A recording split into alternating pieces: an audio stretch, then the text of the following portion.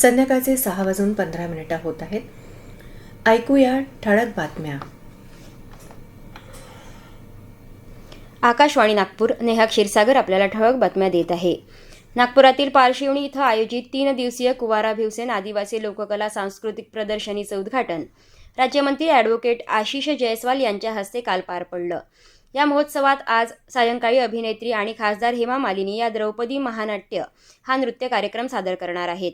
तत्पूर्वी हेमा मालिनी यांनी केंद्रीय रस्ते वाहतूक आणि महामार्ग मंत्री नितीन गडकरी यांच्या नागपूर येथील निवासस्थानी सदिच्छा भेट दिली. जिल्हा नियोजन भवन नागपूर इथं आज पालकमंत्री चंद्रशेखर बावनकुळे यांनी जनसंवाद कार्यक्रमाच्या माध्यमातून नागरिकांशी संवाद साधत त्यांच्या विविध मागण्यांची निवेदने स्वीकारली. त्या संदर्भात तत्काळ कार्यवाही करण्याचे निर्देश संबंधित अधिकाऱ्यांना दिले. उपराष्ट्रपती CP राधाकृष्णन श्रीलंकेच्या 2 दिवसांच्या दौऱ्यासाठी आज कोलंबो इथं पोहोचले.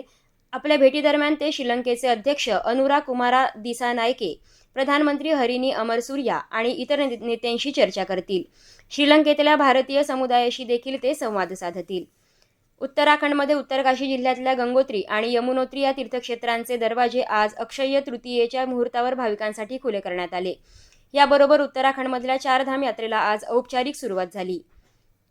आज जागतिक यकृत दिवस आहे. या निमित्तानं निरोगी यकृत आणि निरोगी भविष्यासाठी नागरिकांनी आपल्या दैनंदिन जीवनात उत्तम पर्याय निवडावेत असं आवाहन केंद्रीय आरोग्य आणि कुटुंब कल्याण मंत्री जगत प्रकाश नड्डा यांनी केलं आहे.